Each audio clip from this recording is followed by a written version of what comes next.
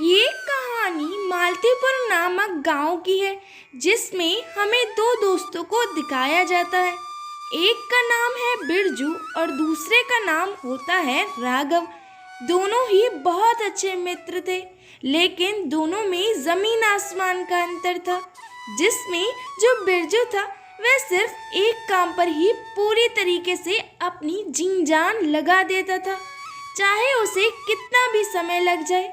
वहीं पर राघव एक काम पर तो ध्यान देता ही था, लेकिन अगर वह काम नहीं चल पाता था तो वह दूसरे काम की तरफ भी देख लेता था, जिससे कि उसका दोनों कामों में अच्छा काम चल जाता था। एक रात बहुत तेजी से बारिश पड़ने लगी, जिससे कि उनकी उगाई गई फसलें बर्बाद हो गईं। दोनों जब अपने खेत के पास जाकर देखते हैं तो उन्हें बहुत दुख होता है। शांति, मैंने कितनी मेहनत से ये फसल उगाई थी, लेकिन सारी की सारी फसल हमारी बर्बाद हो गई। गुस्सा मत करो, अरे भगवान हमारी जरूर सुन लेगा। क्या हुआ, इस बार की फसल अगर थोड़ी खराब हो गई, हर बार तो अच्छी होती है ना। तो इस बार हम प्रार्थना करेंगे मेघ से कि वो दोबारा से इस तरीके से बारिश ना कराए। हाँ, तुम बिल्कुल सही कहती हो शांति, क्योंकि अगर हम इसी को देखते रह जाएंगे तो आगे कैसे बढ़ेंगे। अरे रे रे, राम राम राम, ये क्या कर दिया भगवान तूने? ऐसा क्यों करा? इतनी बारिश क्यों पड़वाई? हम किसानों की सारी फसलें बर्बाद हो गई, नष्ट हो गई। हम तो कहीं के नहीं रहे, अब हम क्या खाएंगे मालती? अब हम कुछ कर भी तो नहीं सकते हैं, जो हो गया सो हो गया। अब तो हमें कर्ज ही लेकर अपना खाने का बंदोबस्त करना पड़ा करेगा।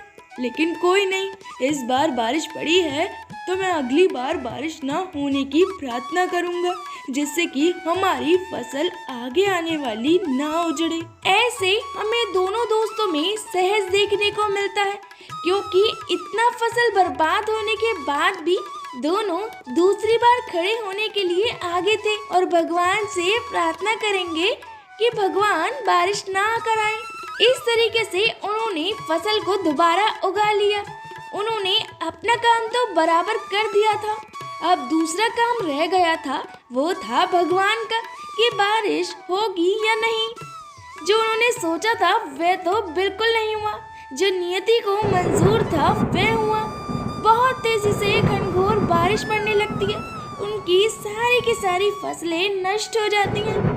जो एक दो पौधे पहले बच भी गए थे, अब तो पूरी की पूरी फसलें बर्बाद हो चुकी थी। बिरजू और दोनों राघव भी बहुत परेशान हो जाते हैं। हे भगवान, ऐसा क्या पाप कर दिया है हम किसानों ने कि हमारी नैया पार लगाने की जगह हमारी नैया को डुबाए जा रहे हो। यही तो इस बार हमने सोचा कि हमारी फसलें अच्छी हो जाएंगी, लेकिन इस बार तो कुछ भी अनाज नहीं निकला। मुझे तो मालती कुछ समझ ही नहीं आ रहा है, मैं तो पागल सा होता जा रहा हूँ अपनी इतनी मेहनत की उगाई गई फसलों को बर्बाद होते देखकर। अब हम कर भी क्या सकते हैं? क्यों नहीं कर सकते, इस बार हम दोबारा से फसल को उगाएंगे और देखते हैं कि भगवान हमारे ऊपर कब तक बोझ ढोता है। इस बार तो ये किसान का वादा है कि वो दोबारा से फसल को उगाएगा और उसकी बड़े होने तक प्रतीक्षा करेगा। नहीं नहीं, हमें ऐसा नहीं करना चाहिए। हमें कोई दूसरा काम तलाश कर लेना चाहिए, जैसे कि हमारी कोई और भी साधन हो सके जहाँ से हमें पैसे प्राप्त हो।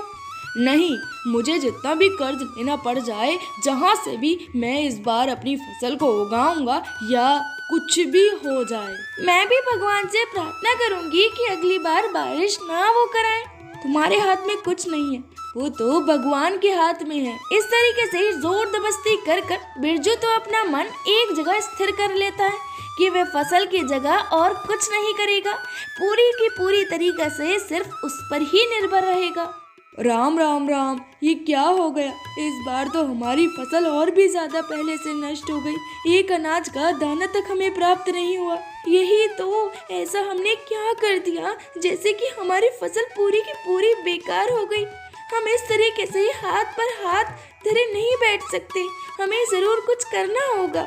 वही तो शांति, मैं भी तो कब से यही सोच रहा हूँ, क्योंकि जिस तरीके से हमारी फसल नष्ट हुई है उससे तो ये आसार लगते हैं कि अगली बार भी बारिश बहुत तेज होगी और दोबारा से क्या पता हमारी फसल नष्ट होने की संभावना भी हो।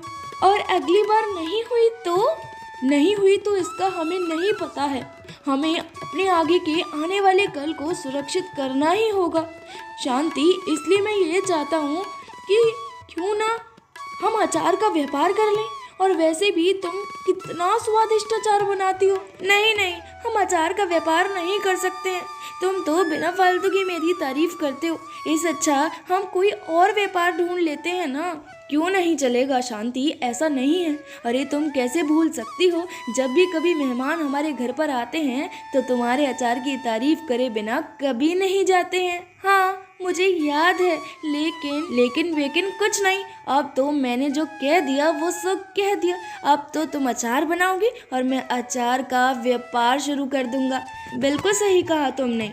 लेकिन खेती का क्या होगा? हाँ शांति, हम खेती भी नहीं छोड़ेंगे। अरे जिस तरीके से हम यहाँ मेहनत करेंगे उसी तरीके से खेती में उससे भी ज्यादा मेहनत करेंगे। दूसरा कार्य कर अपने आप की कल को सुरक्षित करने की कोशिश ही तो कर रहे हैं और अपने बीते हुए कल की तरह हम दोबारा से उन गलतियों को दोहराना नहीं चाहेंगे। और फिर राघव अगले ही दिन अपना अचार की दुकान खोल लेता है। शुरू में तो उसके ग्राहक कम थे, जो उसके आसपास जानने वाले लोग थे बस वही थे। लेकिन धीरे धीरे करके समय के साथ उसका व्यापार बढ़ने लगा। अब फसल कटाई का समय भी आ जाता है। इस बार बारिश तो नहीं हुई थी और बारिश होने की जगह मौसम भी काफी ज्यादा अच्छा था और इसलिए फसल भी अच्छी होती है, लेकिन इतनी भी अच्छी नहीं होती हैं जैसी पहला हुआ करती थी। लोगों को खेतों में अनाज तो मिल ही जाता है। सुमन, हमारे खेत में 5 बोरी अनाज निकला। चलो कुछ ने से तो कुछ ही सही। हाँ, लेकिन अपने दोस्त राघव को तो देखो जरा, वह कितना अमीर होता जा रहा है। उसने खेती के साथ अपना अचार का व्यापार खोला और देखो कितना ज्यादा अमीर है। और मैं दूसरा काम खोज लेना चाहिए था। अब समझ आता है। अरे नहीं, कैसी बात करती हो मालती। अगर दूसरा काम करते तो क्या पता पहले काम पर भी ध्यान न रहता। इस तरीके से बिरजू जैसी सोच वाले लोग अपना एक काम पर पूरी की पूरी तरीके से निर्भर हो जाते। दूसरे काम के लिए तो वे अपनी सोचने की प्रक्रिया को ही सीमित कर देते हैं, चाहे उनका पहला काम कितना भी बेकार या कितना भी अच्छा चल रहा हो। ये कहानी हमें सिखाती है कि अगर हम कोई भी काम करते हैं लेकिन वह हमारा काम नहीं बन पा रहा है और हमें वह बहुत पसंद भी है, तो हमें उस काम को निरंतर करते रहना चाहिए, लेकिन पूरी के पूरी तरीके से उस पर निर्भर नहीं होना चाहिए।